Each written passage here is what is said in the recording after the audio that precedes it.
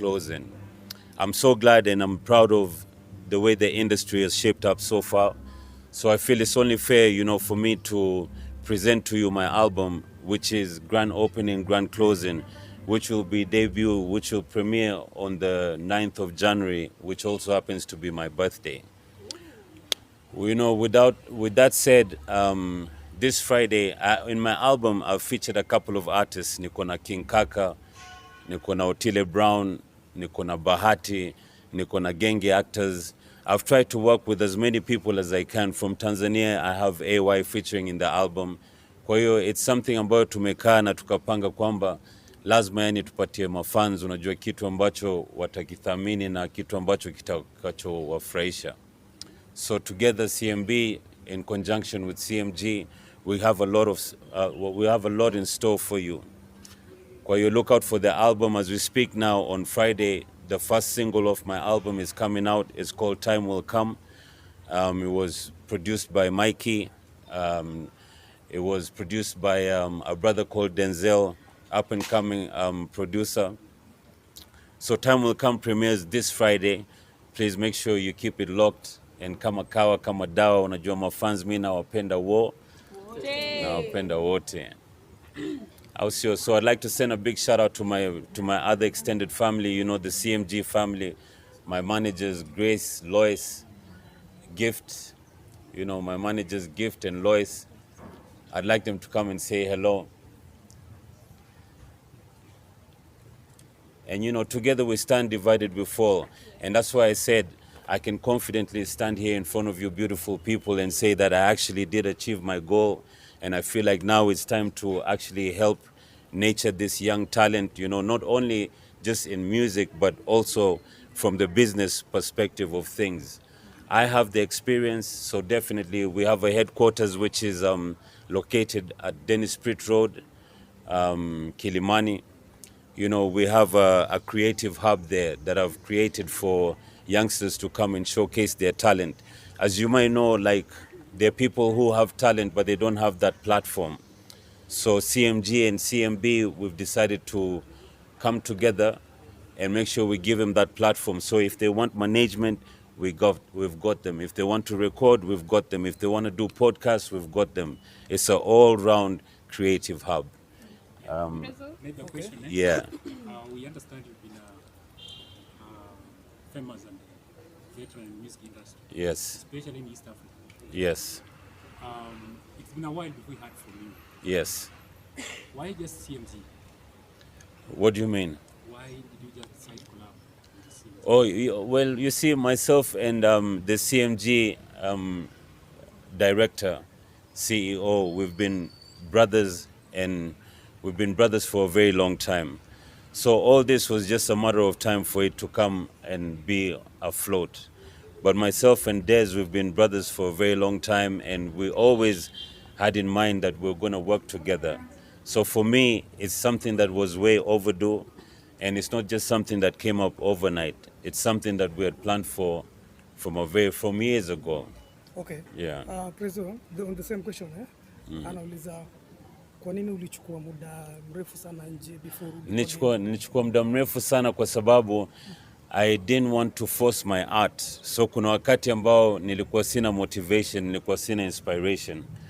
And as a musician, as an artist, you have to let that motivation find you. And whenever that motivation finds you, hata kama ni saa 8 za usiku, you strike it while it's still hot. So, and then number 2, I wanted to make sure that you people miss me.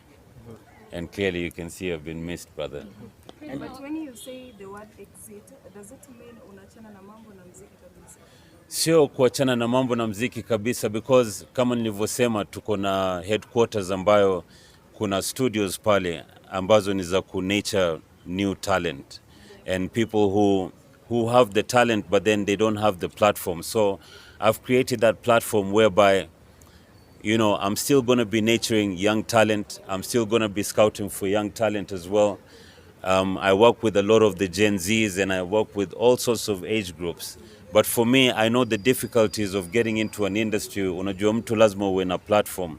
Kwa hiyo mimi nataka niwe mtu ambaye provide hiyo platform kwa vijana ambao wana kipaji. Yeah. So Prezzo, you're a phenomenal artist. Thank you. And you mentioned you're leaving, or rather you're doing your last album. Yeah, right? the last stretch. Yeah, last stretch. And you have like diehard fans.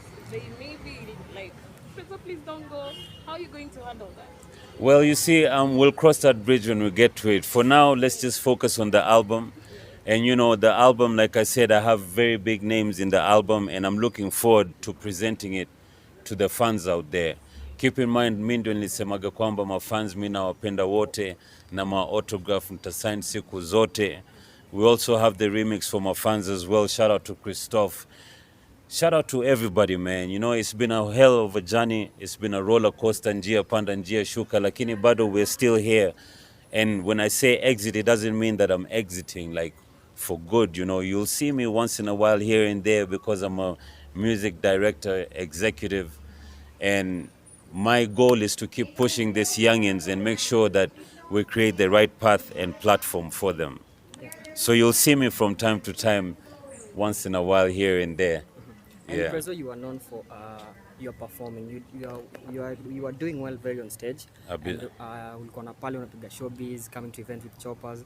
Maybe after your album, are you considering doing maybe a concert to your fans, like to experience the album live? Oh, most definitely. You see, with the album, you know, definitely, like I said, grand opening, grand closing. So regardless, you know, whatever it is, when the album comes out, we're definitely going to have a show that's going to mark, you know, I hate to use this word, but the exit of the president. But then, like I said before, I'll be around the corners, you know, our vijana mi nitawashikilia wherever possible, together with my managers here, together with the team.